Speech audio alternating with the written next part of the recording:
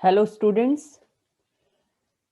अरस्तु के क्रांति संबंधी विचारों को आगे बढ़ाते हुए आज हम ये देखेंगे कि अरस्तु ने क्रांति से बचने के लिए कौन से उपाय बताए हैं। एक वैज्ञानिक चिंतक और विचारक होने के नाते अरस्तु ने न केवल क्रांति के कारणों पर जोर दिया है, उसका विश्लेषण किया है कि एक देश में, एक राज्य में क्रांति क्यों होती है, उसके पीछे मूल कारण क्या हैं, सामान्य कारण क्या हैं और विशेष प्रकार की शासन व्यवस्थाओं में क्रांति के कौन से विशेष कारण उपस्थित होते हैं। इन पर व्यापक चर्चा अरस्तु ने की है। वो इस बात पर भी जोर देता है कि राज्यों को स्थिरता लाने के लिए प्रयत्न करना चाहिए, क्योंकि क्रांति का वातावरण किसी न किसी रूप में राज्य के लिए एक चुनौती होता है।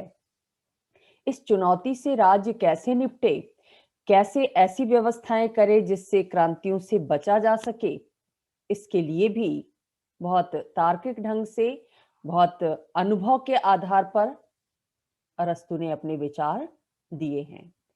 और जैसा कि मैक्सी ने कहा है कि जिस स्पष्टता और विवेक के साथ उसने क्रांतियों के कारणों का वर्णन किया है, उतनी ही स्पष्टता के साथ वो उनके उपचारों का भी वर्णन करता है।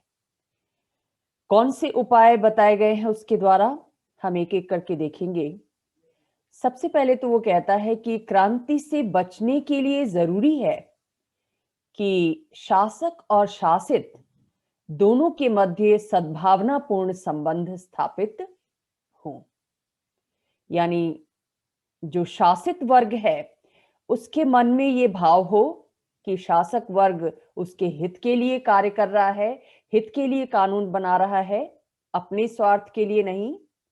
और दूसरी तरफ जिसके हाथ में सत्ता है, जो शासक वर्ग है, उसके अंदर भी ये भावना होनी चाहिए कि सत्ता के साथ दायित्व जुड़ा हुआ है और ये दायित्व सामान्य नागरिकों के प्रति है, आम लोगों के प्रति है कि शासन उनके कल्याण के लिए कार्य करे। तो इस तरह का जब आपसी संबंध सद्भावनापूर्ण होगा, दोनों एक दूसरे की जरूरतों को समझेंगे, एक दूसरे का सम्मान करेंगे, एक दूसरे के वजूद का आदर करेंगे, तो ऐसी स्थिति में क्रांति का वातावरण निर्मित नहीं होगा। तो ऐसी व्यवस्था निर्मित की जानी चाहिए जिसमें शासक और शासित दोनों अपने प्रति दायित्व भाव के साथ कार्य कर सकें और शासित वर्ग संतुष्ट अनुभव कर सके, उसके अंदर किसी भी कारण से असंतोष का भाव न पनपने पाए, क्योंकि ये वो असंतोष ही है जो किसी भी क्रांति के मूल कारण के रूप में कार्य करता है, जैसा कि अरस्तु ने विवेचित किया। तो एक उपाय तो ये है। दूसरा उपाय उसके द्वारा बताया गया कि अगर क्रांति से बचना है, क्रांति को रोकना है, तो संविधान के अनुरूप शिक्षा की व्यवस्था की जानी चाहिए, क्योंकि शिक्षा का एक बहुत बड़ा रोल होता है, बहुत बड़ी भूमिका होती है नागरिकों के निर्माण में। तो अगर शुरू से ही लोगों को इस बात की शिक्षा दी जाएगी कि उनका संवैधानिक मूल्य क्या है, संविधान के आदर्श कौन से हैं, राज्य का लक्ष्य क्या है, तो इन मूल्यों की शिक्षा देने से हर नागरिक के अंदर देशभक्ति की भावना जागृत होगी, निस्वार्थ भाव विकसित होगा और ऐसी स्थिति में वो कभी व्यवस्था के विरुद्ध क्रांति की बात सोचेगा भी नहीं, क्योंकि उसके अंदर शिक्षा के माध्यम से ये भाव कूट कूट कर भर गया होगा कि चाहे परिस्थितियां जैसी भी हों, हमें उसके साथ सामंजस्य स्थापित करना है, इतना विरोधी रुख नहीं अपनाना है जो राजनीतिक व्यवस्था के लिए, देश के लिए संकटपूर्ण हो जाए। इस संबंध में अरस्तु ये कहता है कि सभी बातें जो मैंने संविधान को स्थायित्व प्रदान करने के संबंध में कही हैं, उन सब में जो चीज संविधान को स्थायी रखने में सबसे महत्वपूर्ण है वो है शासन प्रणाली के अनुकूल शिक्षा। जैसी शासन व्यवस्था है उसके अनुरूप ही शिक्षा की व्यवस्था की जानी चाहिए। जैसे अरस्तु एग्जाम्पल देता है, उदाहरण देता है कि अगर राज्य में राजतंत्रीय शासन है, एक राजा का शासन है, तो ऐसी राजतंत्रीय व्यवस्था में शिक्षा व्यवस्था ऐसी होनी चाहिए जिसमें नागरिकों को नेता की या राजा की पूजा की शिक्षा दी जाए। जनता को ये सिखाया जाए कि उसका काम सिर्फ और सिर्फ राजा के आदेश का पालन करना है, उसके आदेश की अवहेलना करना नहीं है। राजा उच्च पदधारी है, सत्ता उसके हाथ में है, लिहाजा वो जनता का कल्याण तभी कर पाएगा जब नागरिक उसके प्रति भक्ति भाव प्रदर्शित करेंगे। ये भावना शिक्षा के माध्यम से नागरिकों में भरी जानी चाहिए। और अगर शासन व्यवस्था प्रजातंत्रीय है तो ऐसी स्थिति में शिक्षा के माध्यम से नागरिकों को ये सिखाया जाना चाहिए कि चुनाव कभी दूर नहीं होते। अगर जनता के मन में शासन के किसी कार्य को लेकर असंतोष है भी, तो भी उसे विद्रोह का रुख नहीं अपनाना चाहिए, बल्कि किस बात का इंतजार करना चाहिए कि आगे चुनाव आएगा, 1 साल बाद, 2 साल बाद, जब टर्म पूरा होगा शासक का, शासन संबंधी संस्था का, प्रतिनिधि संस्था का, तो चुनाव आएगा और उस चुनाव में जनता को इस बात का अधिकार होगा कि वो जिस शासन को पसंद करती है, जिस शासक को पसंद करती है, उसको चुनकर भेजे, और जिसे नापसंद करती है उसे चुनाव के माध्यम से, अपने वोटिंग राइट के माध्यम से करारी शिकस्त प्रदान करे। तो इसलिए उसे विद्रोह करने की जरूरत नहीं है, क्रांति करने की जरूरत नहीं है, उसे चुनाव का इंतजार करना चाहिए, क्योंकि प्रजातंत्र में, प्रतिनिधि मूलक प्रजातंत्र में चुनाव समय समय पर होते ही रहते हैं। तो जनता चुनाव का इंतजार करे, क्रांति के रास्ते पर ना चले, ये शिक्षा दी जानी चाहिए प्रजातंत्र में।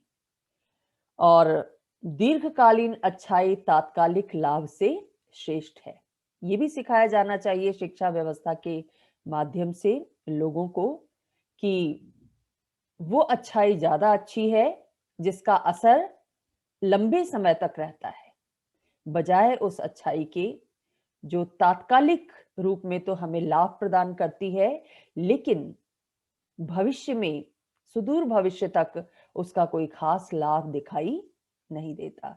इसलिए जनता को दीर्घकालीन अच्छाई के लिए प्रयत्नशील रहना चाहिए।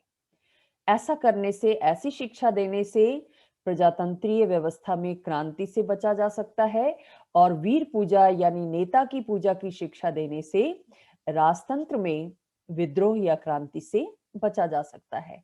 ऐसा अरस्तु सजेस्ट करता है, सुझाव देता है।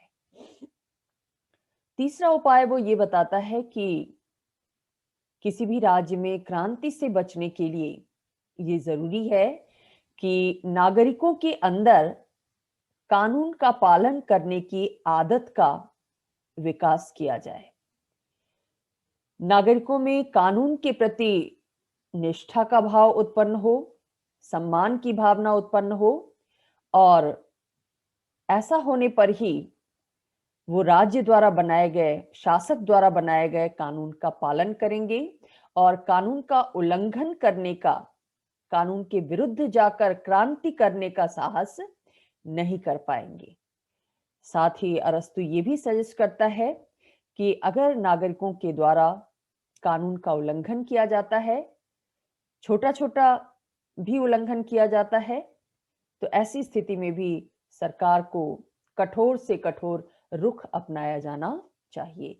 यानी कानून के उल्लंघन पर कठोर से कठोर दंड की व्यवस्था राज्य के द्वारा की जानी चाहिए। ऐसा करने पर ही राज्य क्रांति से बच सकता है और स्थिरता की प्राप्ति कर सकता है।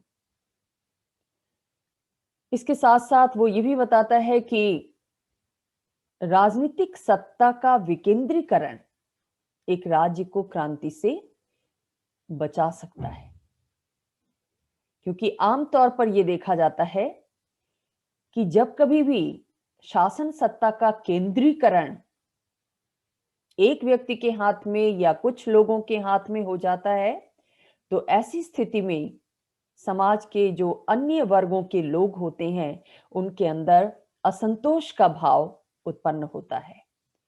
उन्हें लगता है कि उन्हें भी महत्व मिलना चाहिए सार्वजनिक जीवन में, सार्वजनिक व्यवस्था में उनकी भी भागीदारी होनी चाहिए, ताकि शासन व्यवस्था में पहुंचकर वो भी अपने वर्गीय हितों को या सामान्य रूप से सभी वर्गों के हितों को पूरा कर सके।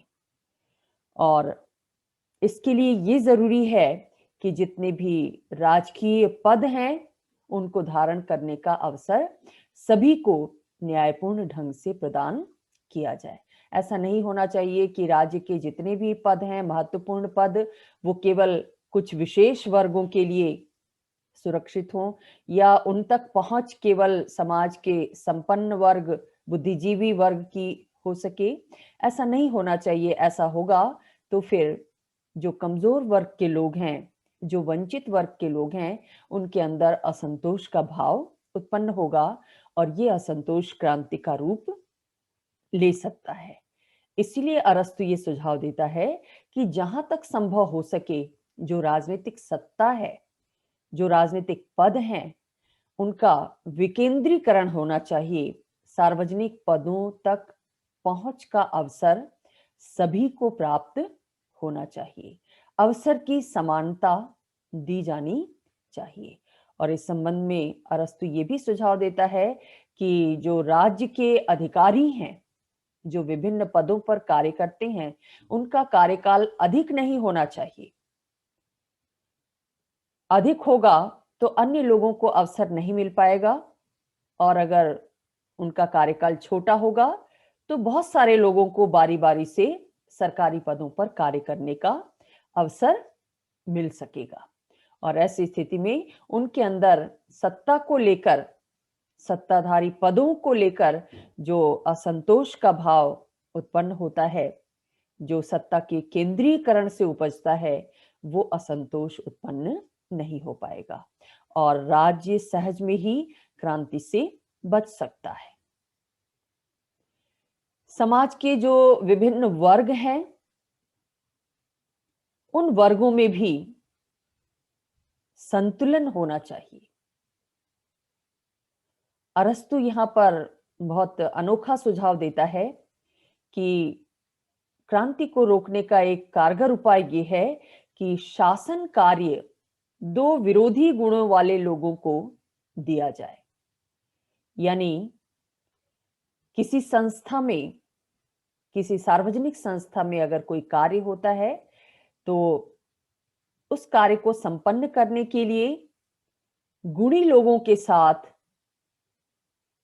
समृद्ध लोगों, यानी जिनके पास धन है, उनको संयुक्त किया जाना चाहिए, और जो धनी हैं उनके साथ निर्धन लोगों को संयुक्त किया जाना चाहिए।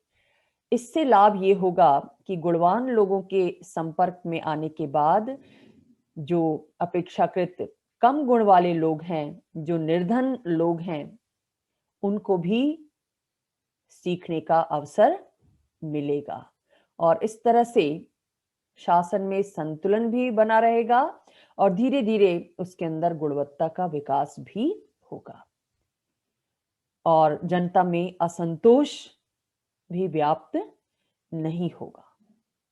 इसीलिए अरस्तु ये कहता है कि प्रजातंत्र में धनिकों का धन और अल्पतंत्र में निर्धनों के अधिकार और सम्मान सुरक्षित रहने चाहिए और जहां तक संभव हो सके मध्यम वर्ग की शक्ति बढ़ाई जानी चाहिए। जब इन तत्वों में संतुलन रहेगा, धनी और निर्धन में, गुणवान और कम प्रतिभा संपन्न व्यक्ति में संतुलन बना रहने पर ही क्रांति की संभावना से बचा जा सकता है। अगर ये संतुलन गड़बड़ाता है, बिगड़ता है, तभी क्रांति का रास्ता तैयार होता है। अगर किसी कारण से निर्धन वर्ग नाखुश रहता है व्यवस्था से, या प्रजातंत्र में धनी वर्ग नाखुश रहता है कि यद्यपि उसके पास धन ज्यादा है, गुण ज्यादा है, लेकिन फिर भी प्रजातांत्रिक व्यवस्था में सबको एक ही तराजू पर तौला जा रहा है, सबकी समान स्थिति है, समान दर्जा है, ऐसी स्थिति में उसके अंदर भी असंतोष पैदा होता है। तो दोनों ही वर्गों में संतुलन बनाए रखना बहुत जरूरी है। धनी वर्ग और निर्धन वर्ग, गुणवान वर्ग और अपेक्षाकृत कम गुणवान वर्ग के मध्य। मध्यम वर्ग को शक्तिशाली बनाना इसलिए जरूरी है क्योंकि ये वो मध्यम वर्ग ही है जो धनी और निर्धन दोनों के बीच संतुलन बनाए रखने में सफल सिद्ध होता है।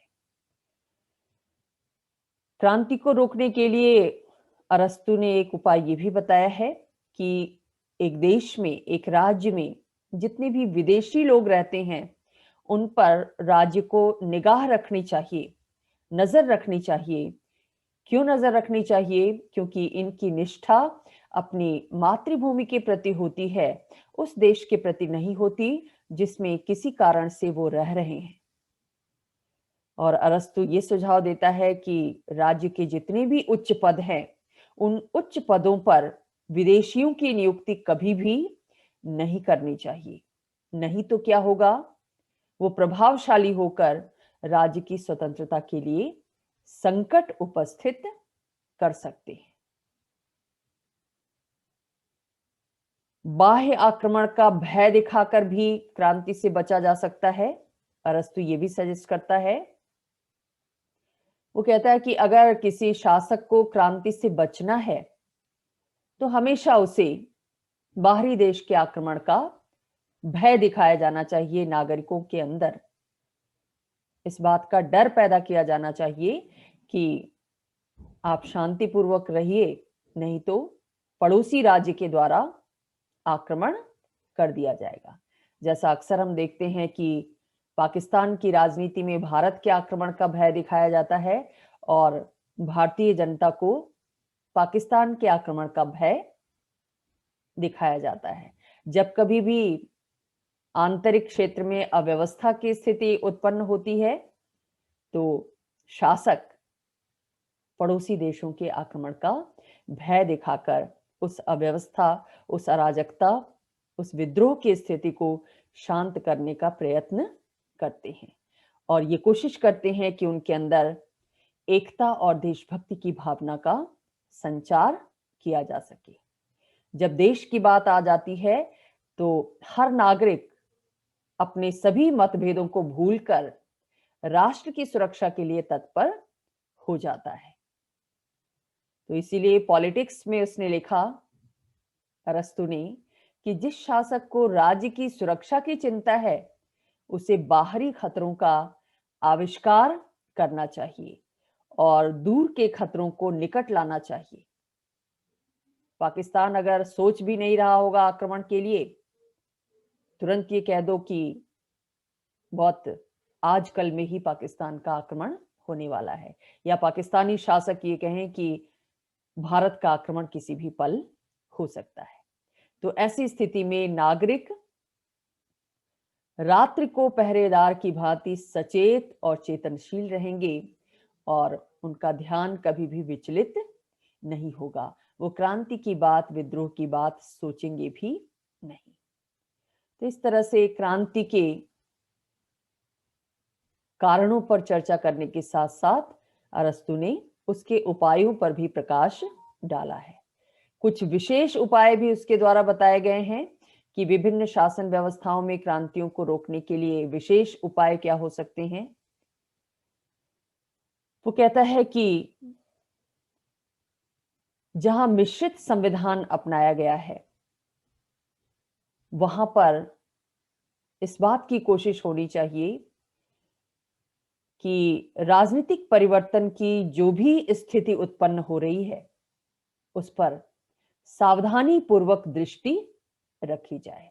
शासक के द्वारा अपने राज्य की गतिविधियों पर, खासतौर से विद्रोही वर्गों की गतिविधियों पर बहुत सावधानी के साथ ध्यान रखा जाना चाहिए, ताकि वो विद्रोह, वो असंतोष, वो परिवर्तन की स्थिति क्रांति का रूप न ले ले, राज्य के लिए एक चुनौती ना बन जाए। दूसरे वो कहता है कि कुलीन तंत्र को अगर क्रांति से बचना है तो वहां पर निर्धन वर्ग के साथ शासकों को अच्छा बर्ताव करना चाहिए, क्योंकि कुलीन तंत्र में शासन सत्ता पर धनिक वर्ग का, संभ्रांत वर्ग का अधिकार होता है। ऐसी स्थिति में निर्धन वर्ग के असंतुष्ट होने की संभावना बढ़ जाती है। तो उनके इस असंतोष को दूर किया जा सकता है उनके साथ अच्छा व्यवहार करके, समानता के सिद्धांत का पालन करके उनके असंतोष को दूर किया जा सकता है और क्रांति से बचा जा सकता है। वैसे ही प्रजातंत्र में जो धनिक होते हैं, जो समृद्ध लोग होते हैं, उनकी संपत्ति की सुरक्षा का आश्वासन दिया जाना चाहिए और इस बात की कोशिश की जानी चाहिए कि जनता जननायकों के भाषणों के प्रवाह में न बह जाए, क्योंकि प्रजातंत्र में आपने देखा कि क्रांति का एक बड़ा कारण वाग्वीर होते हैं, जोशीले भाषण देने वाले नेता होते हैं, जो अपने भाषणों के बल पर जनता को गुमराह करते हैं और कई बार उसे क्रांति के लिए उकसाते हैं। तो ऐसी स्थिति में प्रजातांत्रिक व्यवस्था में इस बात की पूरी कोशिश होनी चाहिए कि जनता ऐसे भाषणों के प्रवाह में बहकर क्रांति के रास्ते पर ना चले। इसके साथ साथ अरस्तु ने जो निरंकुश शासक है उसको भी अपनी सत्ता को सुरक्षित रखने के उपाय बताए हैं और इस संबंध में वो कहता है कि एक निरंकुश शासक को अगर अपनी सत्ता कायम रखनी है, विद्रोह से बचना है, क्रांति से बचना है, तो उसे जासूस रखने चाहिए। जासूस के माध्यम से वो षड्यंत्रों का पता लगा लेगा और पता लग जाने के बाद अंदर ही अंदर वो उन्हें समाप्त कर सकता है, कुचल सकता है और क्रांति से बच सकता है। साथ ही वो निरंकुश शासक को ये भी सुझाव देता है कि उसके द्वारा निरंतर आक्रमण की नीति अपनानी चाहिए और जनता के बौद्धिक जीवन को नष्ट कर देना चाहिए। यानी जनता को इस काबिल नहीं छोड़ना चाहिए कि वो स्वतंत्रता पूर्वक कुछ विचार विमर्श कर सके, सोच सके। उसके ऊपर आज्ञा पालन थोप दिया जाना चाहिए। निरंतर युद्ध की नीति अपनाकर जनता को एक तरह से भय के साए में रखा जाना चाहिए, ताकि जनता सिर उठाने का साहस ना कर सके और निरंकुश शासक की सत्ता सुरक्षित रह सके। जितने भी शासन, निरंकुश शासन दुनिया में स्थापित हुए, वो तभी तक कायम रहे जब तक जनता के अंदर उन शासनों का, उन शासकों का डर कायम रहा। निरंकुश शासन में आज भी हम ये देखते हैं कि शासक अपनी सत्ता को बनाए रखने के लिए जनता के बौद्धिक जीवन को नष्ट करने का प्रयास करता है। जैसे चाइना को आप ले लें, चीन भी एक दलीय तानाशाही वाला देश है, साम्यवादी दल की तानाशाही है और वहां पर लोग स्वतंत्रता पूर्वक अपने कुछ विचार कर सकें, विचार को व्यक्त कर सकें, इस बात पर पूरी पाबंदी लगा दी गई है। चीन के लोग वही पढ़ेंगे, वही जानेंगे जो चीनी सरकार के द्वारा उन्हें मुहैया कराया जाएगा। विदेशी मीडिया पर प्रतिबंध है, वहां पर विदेशी मीडिया से कांटेक्ट में नहीं रह सकते लोग। वही पत्र पत्रिकाएं, न्यूज एजेंसी वही न्यूज देंगी, पत्र पत्रिकाएं वही आर्टिकल छापेंगी जिनकी अनुमति सरकार के द्वारा दी जाएगी। तो इस तरह से धीरे धीरे लोगों के बौद्धिक जीवन को नष्ट कर दिया जाता है। जब बार बार शासक के सम्मान की बात हर चैनल से कही जाएगी, शासन सत्ता का समर्थन करने की बात हर अखबार प्रकाशित करेगा, तो एक समय ऐसा आएगा कि जनता का अधिकांश वर्ग ये सोचने लगेगा कि जब सभी ये कह रहे हैं, सभी न्यूज़पेपर, सभी न्यूज़ चैनल यही बात कह रहे हैं, यानी यही सही है, यही सच है, यही उचित है। तो धीरे-धीरे करके उनकी जो बौद्धिक जीवन है, वो नियंत्रित हो जाता है और ऐसी स्थिति में निरंकुश शासक के लिए सत्ता में बने रहना संभव हो पाता है। लेकिन जनता के अंदर डर निर्मित करने के साथ-साथ उसके बौद्धिक जीवन को कुंठित करने के साथ-साथ शासक को ये कोशिश भी करनी चाहिए कि नागरिकों का भौतिक कल्याण बाधित न हो। उनकी जो रोजमर्रा की ज़रूरतें हैं, उन ज़रूरतों को पूरा किया जाए शासन के द्वारा, शासक वर्ग के द्वारा। तो भले ही उनका बौद्धिक जीवन नष्ट कर दिया जाए, लेकिन अगर लोगों की भौतिक ज़रूरतें पूरी होती रहेंगी, भोजन, वस्त्र और आवास की ज़रूरतें पूरी होती रहेंगी, तो लोग शासक के विरुद्ध क्रांति नहीं करेंगे, विद्रोह नहीं करेंगे।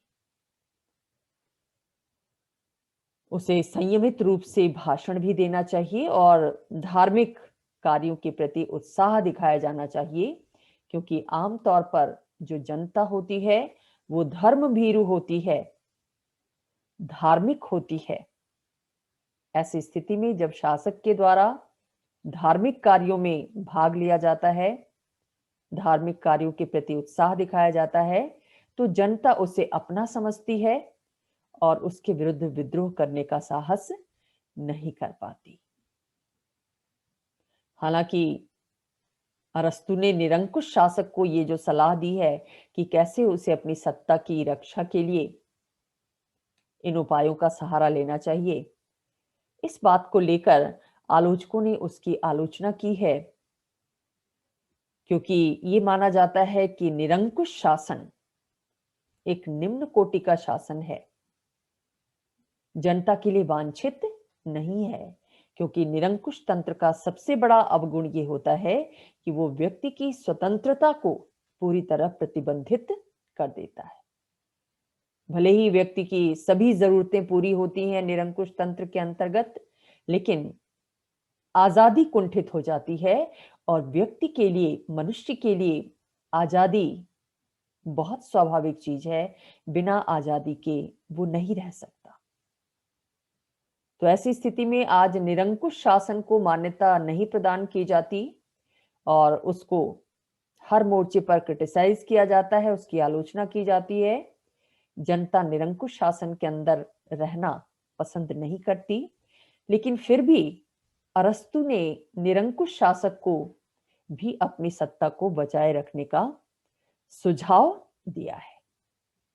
और अरस्तु जैसे बड़े दार्शनिक के लिए, महान राजनीतिक दार्शनिक के लिए ये शोभा नहीं देता कि वो निम्न कोटि की शासन व्यवस्था को सुरक्षित रखने का भी उपाय बताए। इस कारण आलोचक उसकी आलोचना करते हैं। लेकिन अगर निष्पक्ष भाव से इसका मूल्यांकन किया जाए, तो हम ये कह सकते हैं कि अरस्तु ने निरंकुश शासन को, अपनी सत्ता को बचाए रखने का उपाय इसलिए नहीं बताया कि वो निरंकुश शासन का समर्थक है, बल्कि इसलिए बताया कि वो सभी शासन व्यवस्थाओं में क्रांति से बचने के कारणों और उपायों पर चर्चा कर रहा था। लिहाजा निरंकुश तंत्र, निरंकुश शासन भी शासन का एक रूप है और इस शासन के रूप के अंतर्गत शासक कैसे क्रांति से बच सकता है, निष्पक्ष रूप से, वैज्ञानिक ढंग से उसने इसकी व्याख्या करने की कोशिश की है। इसलिए नहीं कि निरंकुश शासन के प्रति उसके अंदर किसी तरह का सहानुभूति का भाव था या वो उसका पक्षधर था। ओवरऑल अगर हम अरस्तु के क्रांति संबंधी विचारों को देखें, उसका मूल्यांकन करें, तो हम ये पाते हैं कि जो भी कारण उसके द्वारा बताए गए, जो भी उपाय बताए गए क्रांति से बचने के, वो आज भी उतने ही प्रासंगिक हैं जितना उसके समय में थे। क्योंकि आज भी जन असंतोष को हम क्रांति का सबसे बड़ा कारण मानते हैं। अन्याय और असमानता को क्रांति का मूल कारण माना जाता है। हर क्रांति में ये मौजूद होता है, जैसा कि हजारों वर्ष पूर्व अरस्तु के द्वारा प्रतिपादित किया गया। और जो उपाय उसके द्वारा बताए गए, आज हम देखते हैं कि दुनिया के बहुत सारे राज्य क्रांति से बचने के लिए उन उपायों पर अमल करते हैं। तो इस दृष्टि से उसके विचार प्रासंगिक हैं आज के युग में भी। मैक्सी ने बहुत सटीक टिप्पणी की है इस विषय में कि राजनीति विज्ञान क्रांति रूपी विष का प्रतिकार करने के लिए इससे अधिक विश्वसनीय उपायों का निर्देश नहीं कर सकता। यानी क्रांति अगर एक विष है राज्य के लिए क्रांति वांछित नहीं है, उसकी स्थिरता नष्ट होती है, तो ऐसी स्थिति में इस विष से बचने के लिए जो उपाय अरस्तु के द्वारा बताए गए हैं वो सर्वथा विश्वसनीय हैं। इन उपायों को अपनाया जा सकता है, उन पर विश्वास किया जा सकता है और इस तरह से क्रांति से बचा जा सकता है राज्यों के द्वारा। तो ये था अरस्तु का क्रांति संबंधी विचार। एग्जामिनेशन में आपसे पृथक प्रश्न पूछा जाता है इस विषय पर कि क्रांति के विषय में अरस्तु के विचारों का आलोचनात्मक मूल्यांकन कीजिए। तो ऐसे में आप अरस्तु की क्रांति की धारणा क्या है, किसको वो क्रांति कहता है और क्रांति के कौन से कारण बताए गए हैं और उनसे बचने के क्या उपाय बताए गए हैं, इन सभी को अपने उत्तर में स्थान देंगी।